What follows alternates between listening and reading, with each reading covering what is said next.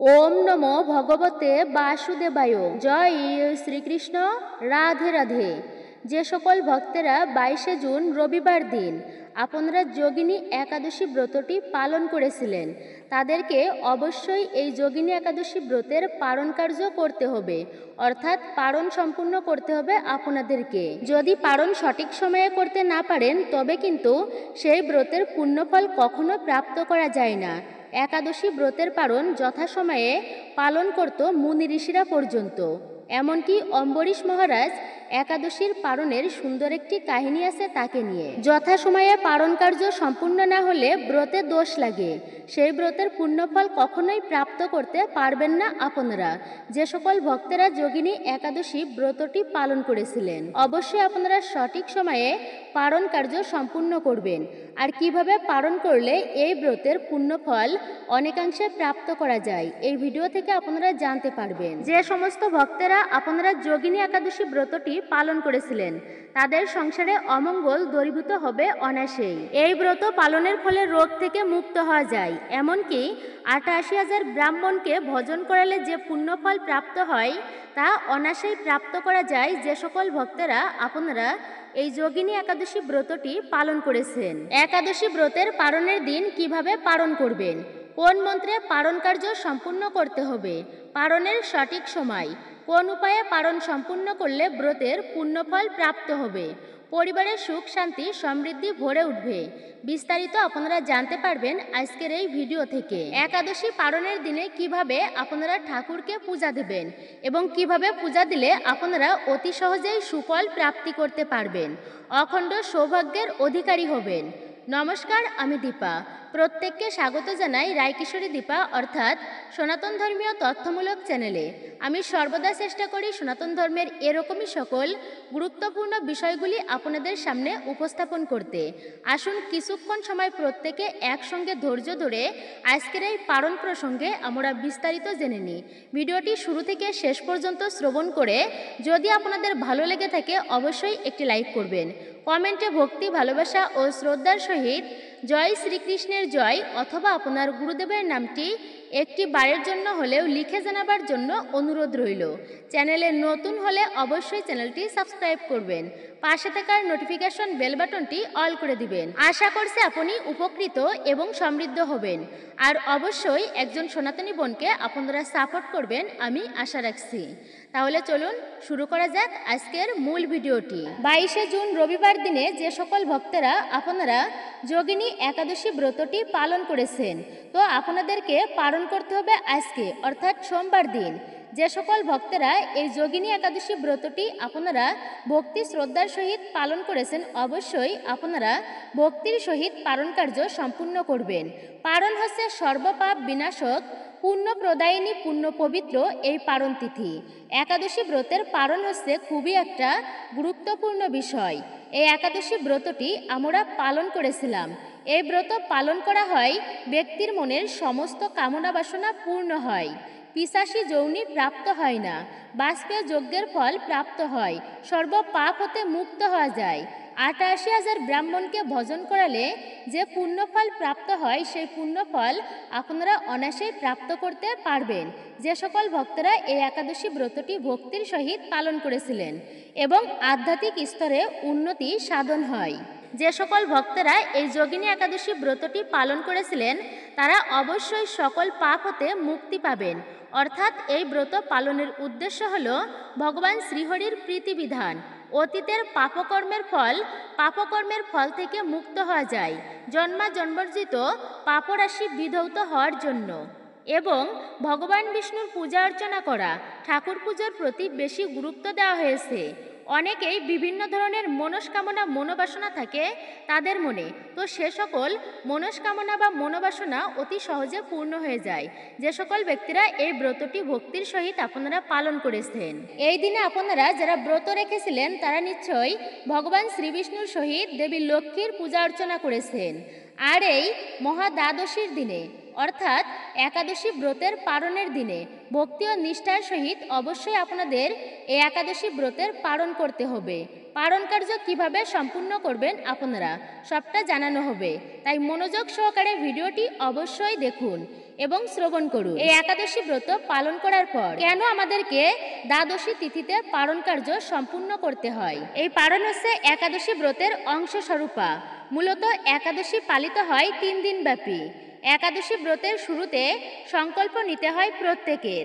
এর উদ্দেশ্য যে এই ব্রতটা যত সময় তা যেন আমি সঠিকভাবে নিষ্ঠার সহিত ব্রত সম্পূর্ণ করতে পারি এবং এই সময় পরে আমি ব্রত ভঙ্গ করব। আপনারা অবশ্যই জানতে পারবেন এই যোগিনী একাদশী ব্রতের পালনের সঠিক সময় তা কি রয়েছে, কিভাবে ভঙ্গ করবেন। সঠিক সময়ে ব্রত সমাপ্ত করা ব্রতেরই অংশ। অতএব সঠিক সময়ে যদি পালন করা না হয় সেই ব্রতে দোষ লাগে, ব্রতে ত্রুটি থেকে যায়, আর যে ব্রত পূর্ণ হয়নি বা কুলতযুক্ত। আচ্ছা, এমনভাবে ব্রত পালন করলে তার সুফল বা পুণ্যফল আমরা কিভাবে আশা করতে পারি? তাই উপবাস সমাপ্ত করার পর নির্ধারিত সময়ে পালন করা অবশ্যই কর্তব্য। তাই সমস্ত ভক্তেরা এই শুভ সময়ে এই যোগিনী একাদশী ব্রতের পালন করতে হবে আপনাদেরকে। যদি নির্ধারিত সময়ে পালন না করেন একাদশী ব্রত সম্পূর্ণ হয় না। আপনি কঠোরভাবে একটা ব্রত পালন করেছেন, যদি এই নির্দিষ্ট সময়ের মধ্যে পালন করেন তবে এই ব্রতের পুণ্যফল অবশ্যই আপনারা পাবেন।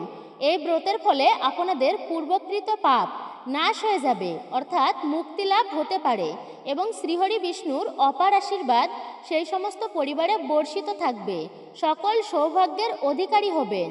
যদি যে সমস্ত ব্যক্তিরা এই ব্রতটি সম্পূর্ণভাবে পালন করতে পারেন এবং পরের দিন একাদশীর পালন সম্পূর্ণ করতে পারেন উক্ত সময়ে, মনে রাখবেন এই একাদশীর পালনের দিনে পরিষ্কার পরিচ্ছন্নতার প্রতি সর্বদাই কিন্তু মনোযোগ দিতে হবে বিশেষভাবে। এই দিন বিষ্ণু মন্ত্র বা বিষ্ণু সহস্রনাম জপ করতে হয়। বলা হয় যোগিনী একাদশী ব্রত পালন করলে 88 জন ব্রাহ্মণকে ভজন করলে পুণ্যফল লাভ হয়। যে ব্যক্তি মহাপাপ বিনাশকারী ও পুণ্যফল প্রদায়িনী যোগিনী একাদশীর কথা পাঠ বা শ্রবণ করে সে অচিরেই সর্বপাপ থেকে মুক্ত হয়। অবশ্যই আপনারা এই দ্বাদশীর দিনে অর্থাৎ একাদশী ব্রতের পালনের দিনে ব্রত কথাটি ভক্তির শ্রদ্ধার সহিত অবশ্যই একটি বারের জন্য হলেও আপনারা শ্রবণ করবেন। এই তিথির বিশেষ গুরুত্ব রয়েছে। এই তিথি পালন করে লাভ করুন 10 বছরের পুণ্য একবারেই। এই তিথিতে ভগবান বিষ্ণুর পাশাপাশি মহাদেবী লক্ষ্মীরও পূজা করতে পারেন আপনারা। এই পূজায় দক্ষিণমুখী শঙ্খগুলোতে জাফরান মিশ্রিত দুধ রাখুন এবং সেই দিয়েই আরাধ্যা ঈশ্বরের অভিষেক করুন। এই অভিষেক গোপালও খুব পছন্দ করেন। বাড়িতে গোপাল থাকলে এই দিনে গোপালকে মাখন ও মিশ্রি দিয়ে পূজা দিতে পারেন। বিশেষ করে এই দ্বাদশী তিথিতে অর্থাৎ পালনের দিনে শিবলিঙ্গ তামার পাত্র দিয়ে জল অর্পণ করা অত্যন্তই শুভ বলে মনে করা হয়। সেই সঙ্গে শিবলিঙ্গে জল ঢালার সময় ওম নমঃ শিবায় এই মন্ত্রটি অবশ্যই আপনারা জপ করবেন। কমপক্ষে 108 বার আপনারা উচ্চারণ করবেন। এতে বিশেষ ফল আপনারা প্রাপ্তি করবেন এই পালনের দিনে। এরই পাশাপাশি শিবলিঙ্গে বিল্লপত্র এবং ধুতুরা ফুল অর্পণ করুন। প্রদীপ এবং কর্পূর জ্বালিয়ে আরতি করুন। হনুমানজির সামনে প্রদীপ জ্বালিয়ে হনুমান চালিসা অবশ্যই পাঠ করুন। পূজার পরে দুস্থদের অর্থ ও খাদ্যশস্য দান করুন। এই তিথিতে সকালবেলা স্নান সেরে তুলসী গাছে অবশ্যই জল অর্পণ করুন। পালনের তিথি অবশ্যই সমাপ্ত করুন সুন্দরভাবে। তুলসী তলায় অবশ্যই একটি প্রদীপ জ্বালান এবং তুলসী মঞ্চ 3 বা 5 বার প্রদক্ষিণ করুন। যোগিনী একাদশীর পালনের দিনে আপনারা ব্রাহ্ম মুহূর্তে ঘুম থেকে উঠুন। প্রথমেই অবশ্যই আপনাকে পবিত্র স্নান করতে হবে। যদি আশেপাশে নদী বা জলাশয় থাকে তবে সেখানে গিয়ে স্নান করুন, আর যদি সম্ভব না হয় তবে শুদ্ধ স্নান করুন নিজের বাড়িতেই। স্নানের জলে কয়েক ফোঁটা গঙ্গা জল মিশ্রিত করে স্নান করুন। তারপরে স্নান সম্পূর্ণ করে ঠাকুরের মন্দিরে মানে ঠাকুর ঘরে পরিষ্কার পরিচ্ছন্ন করে নিন এবং অবশ্যই এই দিনে ভগবান শ্রীবিষ্ণুর সাথে দেবী লক্ষ্মীর পূজা অর্চনা করতে হবে ভক্তি ও শ্রদ্ধার সহিত। এই একাদশী ব্রত পালন করার পরের দিনে পালন করতে হয়। পালনের যে সময়টা আপনাদেরকে বলবো সেই সময়ের মধ্যে অবশ্যই ভগবানকে পঞ্চ রবিশস্য নিবেদন করে পারণ মন্ত্র উচ্চারণ করে সেই প্রসাদী গ্রহণ করে পারণ সম্পূর্ণ করতে হবে আপনাদেরকে। আর এই পারণ মন্ত্র 3 বার আপনাদেরকে জপ করতে হবে। এবার আসুন জেনে নিন আপনারা এই যোগিনী একাদশী ব্রতের দিনে অর্থাৎ পারণের দিনে আপনারা পারণ মন্ত্র কিভাবে উচ্চারণ করবেন মানে জপ করবেন। ওম একাদশ্যাম নিরাহারো ব্রত নানেন কেশব প্রসিদ সুমুখনাথ জ্ঞান দৃষ্টি প্রদভব। এই মন্ত্রটি আপনারা 3 বার পাঠ করবেন যখন আপনারা পারণ কার্য সম্পূর্ণ করবেন। ভগবানকে পঞ্চরবিশস্য অর্পণ করবেন। সেই পঞ্চরবিশস্য আপনারা ভগবান শ্রীবিষ্ণুর মহাপ্রসাদী রূপে গ্রহণ করবেন। এইভাবে আপনাদেরকে যোগিনী একাদশী ব্রতটি সম্পূর্ণ করতে হবে। এর ফলে ভগবান শ্রীকৃষ্ণের অপার আশীর্বাদ বর্ষিত হবে আপনাদের উপর। তার বিশেষ কৃপা লাভ হবে জীবনে, আর এতে পূর্ণ হবে মনস্কামনা মনোবাসনা। যে কোনো কর্মে অতি সহজেই সাফল্য প্রাপ্তি করতে পারবেন আপনারা। আর একবার ভগবান বিষ্ণু যদি কোনো ব্যক্তির উপর প্রসন্ন হয়, সেই ভক্তের সকল দারিদ্রতা দুঃখ কষ্টের মোচন হয়। সঠিকভাবে একাদশী ব্রতের পারণ সম্পূর্ণ না করলে যে কোনো পূর্ণফল পাওয়া যায় না। তাই পারণের দিনে অবশ্যই সকলে একটু বিশেষভাবে গুরুত্ব দেবেন। কিছু কিছু নিয়ম রয়েছে যা পালন করতে হবে এই পারণের দিনে। যেহেতু 3 দিন ব্যাপী একাদশী ব্রত পালিত হয়, তাই এই পারণের দিনে নিরন্তরভাবে ভগবানের নাম জপ, স্মরণ, মনন, ঠাকুর সেবা, হরিভজন, মালা জপ, শাস্ত্রাদি পাঠ করতে হবে। এই দিনে বিশেষ করে মনে রাখবেন, কোনোভাবে মনে কুচিন্তা আনা যাবে না ব্রতের পারণের দিনে। এমনিতেই পরনিন্দা, পরচর্চা, সমালোচনা, কুচিন্তা ভাবনা এগুলো একদমই ভালো নয়, আর শুভ দিনে তো নয়ই। পারণের সময়ে আপনারা গীতা পাঠ বা একাদশীর ব্রত কথা পাঠ করুন, এটা অত্যন্তই শুভ।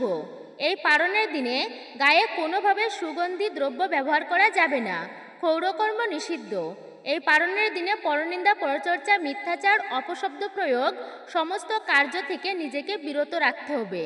শাস্ত্রীয় মতে দশমীতে এক আহার, একাদশীতে নিরাহার এবং একাদশীতে অনেকেই আছে যারা ব্রত নির্জলাভাবে রাখতে পারেন না। তো নির্জলাভাবে ব্রত পালন করাটা কিন্তু শ্রেয়, অতি উত্তম। তো যারা নির্জলাভাবে ব্রত পালন করতে পারেন না, তো সে সকল ব্যক্তিরা ফলমূলাদি এবং সবজি রন্ধন করে তা ভগবানকে নিবেদন করে সেই প্রসাদী গ্রহণ করে নিশ্চয়ই ব্রত রেখেছিলেন।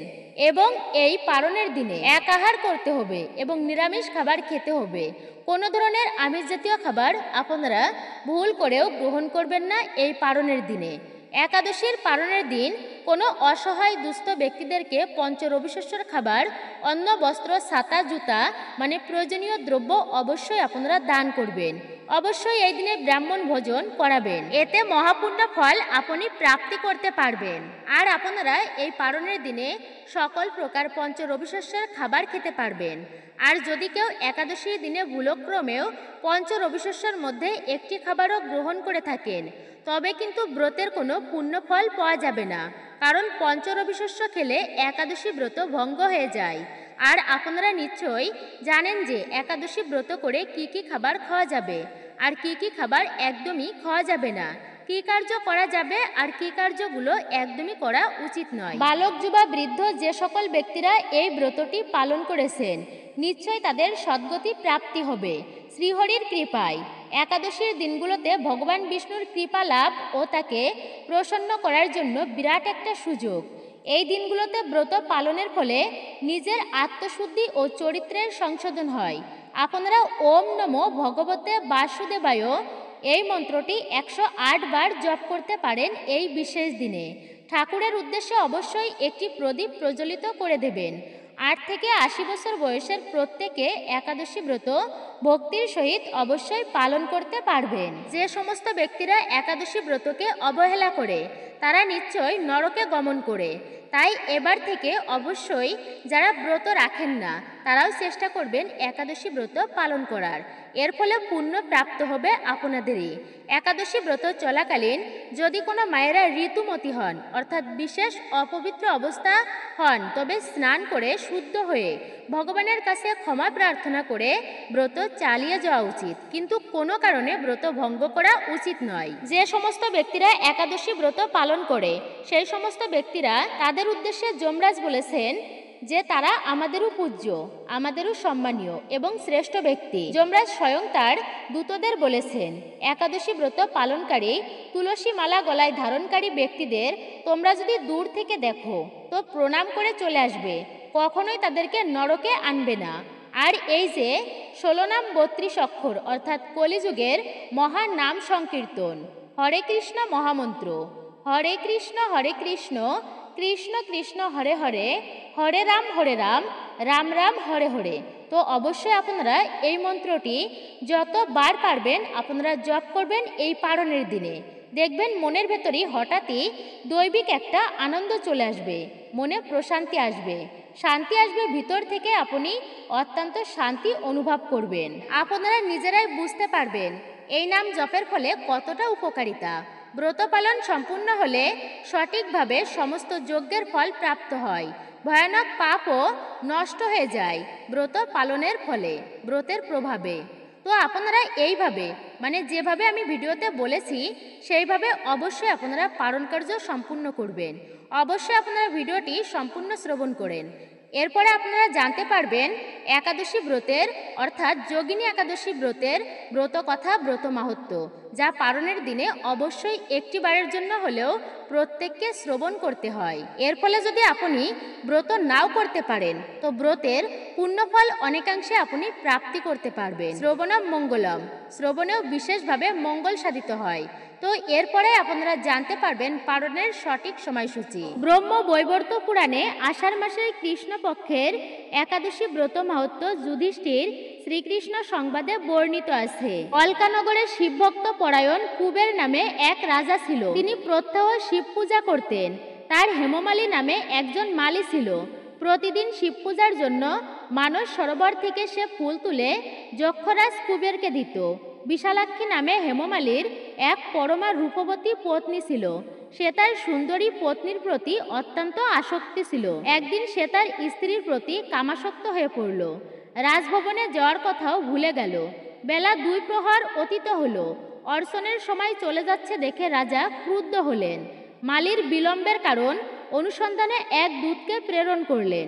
দূত এসে রাজাকে বলল সে গৃহে স্ত্রীর সাথে আনন্দে মত্ত রয়েছে। দূতের কথা শুনে কুবের অত্যন্ত রেগে তখনই হেমমালীকে তার সামনে হাজির করতে আদেশ দিল। তাকে দেখামাত্র রাজা ক্রোধ বশে চোখ রাঙিয়ে বললেন, রে পাপিষ্ঠ দুরাচার, তুই দেব পূজার পুষ্প আনতে অবজ্ঞা করেছিস, তাই আমি তোকে অভিশাপ দিচ্ছি। তুই শ্বেতকুষ্ঠগ্রস্ত হয়ে যা এবং তোর প্রিয়তমা ভার্যার সাথে তোর চিরবিয়োগ সংগঠিত হোক। রে নিস, তুই এখনই এই স্থান থেকে ভ্রষ্ট হয়ে অধোগতি লাভ কর। কুবেরের এই অভিশাপে হেমমালীর পত্নীর সাথে স্বর্গভ্রষ্ট হয়ে দীর্ঘকাল যাবৎ কুষ্ঠরোগ ভোগ করতে লাগলো। রোগের যন্ত্রণায় দিনরাত্রি কখনোই সে সুখ পেত না। এভাবে শীত গ্রীষ্মে প্রচণ্ড বেদনায় বহু কষ্টে সে দিন যাপন করতে লাগলো। কিন্তু দীর্ঘদিন মহাদেবের অর্চনের ফুল সংগ্রহের স্বীকৃতির ফলে সে শাপগ্রস্ত হয়েও সে পরমেশ্বর শিব কর্তৃক বিস্মরিত কখনোই হননি। একদিন হেমমালী ভ্রমণ করতে করতে হিমালয়ে মার্কেন্ড ঋষির আশ্রমে উপস্থিত হলো। শ্রী মার্কেন্ডীয় তাকে জিজ্ঞাসা করলেন, তুমি কার অভিশাপে এইরকম নিন্দনীয় কুষ্ঠরোগগ্রস্ত হয়েছ?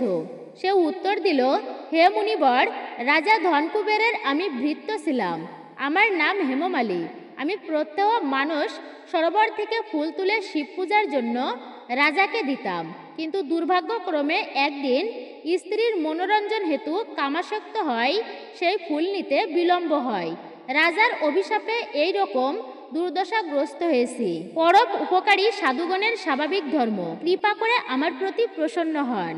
তখন মার্কেন্ড মুনি বললেন, হেমমালী, তোমার মঙ্গলের জন্য শুভ ফল প্রদানকারী এক ব্রতের উপদেশ করছি। তুমি আষাঢ় মাসের কৃষ্ণপক্ষের যোগিনী নামক একাদশী ব্রতটি পালন করো। এই ব্রতের পূর্ণ প্রভাবে তুমি অবশ্যই কুষ্ঠব্যাধি থেকে মুক্ত হবে। শ্রীকৃষ্ণ বললেন, ঋষির উপদেশ শ্রবণ করে হেমমালী তাকে প্রণাম জানালো। পরে অত্যন্ত আনন্দে ঋষির আদেশ মতো নিষ্ঠার সাথে যোগিনী একাদশী ব্রত পালন করল। এভাবে হেমমালীর সমস্ত রোগ থেকে মুক্ত হলো ও পত্নীসহ সুখে জীবনযাপন করতে লাগলো। হে মহারাজ যুধিষ্ঠির, আমি আপনার কাছে এই ব্রতের উপবাসের মহিমা কীর্তন করলাম। এই যোগিনী একাদশী ব্রত পালনে 88,000 ব্রাহ্মণকে ভোজন করানোর ফল অনায়াসেই ব্যক্তি প্রাপ্ত করতে পারে। যে ব্যক্তি এই মহাপাপ বিনাশকারী ও পুণ্যফল প্রদায়ী যোগিনী একাদশীর কথা পাঠ ও শ্রবণ করে সে অচিরেই সর্বপাপ থেকে মুক্ত হবে, বৈকুণ্ঠ ধাম প্রাপ্ত হবে। আশা করছি সকলে বুঝতে পেরেছেন যে সমস্ত ব্যক্তিরা এই যোগিনী একাদশী ব্রতটি পালন করেছিলেন তারা কি ফল প্রাপ্ত করতে পারবেন। এবার আসুন আমরা পালনের সঠিক সময়টা জেনে নিই। আপনি যদি নির্জলা একাদশী ব্রত করে থাকেন তাহলে দ্বাদশীতে নির্ধারিত পালনের সময় চরণামৃত দ্বারা একাদশী ব্রতের পালন করবেন। আর যদি ফলাহার বা অনুকল্প একাদশী ব্রত করেন তাহলে দ্বাদশীতে নির্ধারিত পালনের সময় অন্ন প্রসাদ দ্বারা একাদশী ব্রত পালন করবেন। তবেই একাদশী ব্রতের সম্পূর্ণ ফল প্রাপ্ত সম্ভব হয়। মহাদ্বাদশী উপস্থিত হলে একাদশীর বদলে মহাদ্বাদশী তিথিতেই একাদশী ব্রত পালন করার নিয়ম রয়েছে। হে বিষ্ণু, হে সর্বব্যাপী প্রভু, আমি একাদশীর উপবাস পালন করেছি, এখন পালন করছি, অনুগ্রহ করে এই ব্রতকে সফল করুন। তো আপনারা এই একাদশী ব্রতের পালন কার্য সম্পূর্ণ করবেন। সোমবার দিন সকাল 5:25 থেকে আপনারা 9:38 মধ্যে পালন কার্য সম্পূর্ণ করবেন এই যোগিনী একাদশী ব্রতের। হে দেবী অন্নপূর্ণা, আপনি সর্বদা পরিপূর্ণ, মহাদেবের প্রিয়, জ্ঞান ও বৈরাগ্যের জন্য আমাকে এই ভিক্ষা প্রদান করুন। অবশ্যই পালনের আগে আপনারা দেবী অন্নপূর্ণার কাছে আপনারা এই মন্ত্রটি অবশ্যই জপ করবেন। অন্নপূর্ণে সদাপূর্ণে শঙ্কর প্রিয় বল্লভে জ্ঞান বৈরাগ্য সিদ্ধার্থং ভিক্ষাং দেহি চ পার্বতী। এবং সর্বশেষে আপনারা ক্ষমা প্রার্থনা করবেন।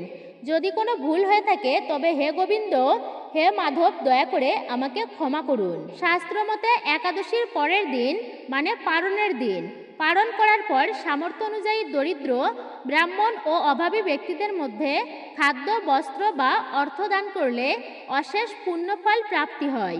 এই দিনে দান করলে তা বহুগুণ ফলপ্রসূ হয় এবং জন্মান্তরের কল্যাণ বয়ে আনে। তাই একাদশীর ব্রত পালন শেষে সামর্থ্য অনুযায়ী দান করা উচিত, যা আত্মশুদ্ধি ও ঈশ্বরের কৃপা লাভের অন্যতম মাধ্যম। হরে কৃষ্ণ কৃষ্ণ কৃষ্ণ হরে হরে, হরে রাম রাম রাম হরে হরে। তো মূলত এটাই ছিল আমাদের আজকের ভিডিওটি আপনার কাছে কেমন লেগেছে তা কমেন্টে নিজের মতামত জানাতে একদমই ভুলবেন না। যদি ভালো লেগে থাকে অবশ্যই একটি লাইক করবেন। কমেন্টে ভক্তি, ভালোবাসা ও শ্রদ্ধার সহিত একটি বারের জন্য হলেও জয় শ্রীকৃষ্ণের জয়, জয় শ্রী বিষ্ণুর জয় অথবা আপনার আরাধ্য দেবদেবীর নামটি লিখে জানাবার জন্য অনুরোধ রইল। চ্যানেলে নতুন হলে অবশ্যই চ্যানেলটি সাবস্ক্রাইব করবেন। পাশে থাকার নোটিফিকেশন বেল বাটনটি অল করে দিবেন। সকলে ভালো থাকুন, সুস্থ থাকুন, পরম করুণাময় ঈশ্বরের অশেষ কৃপায়। তো আপনাদের সাথে আবারও কথা হবে নতুন কোনো ভিডিওর প্রসঙ্গে।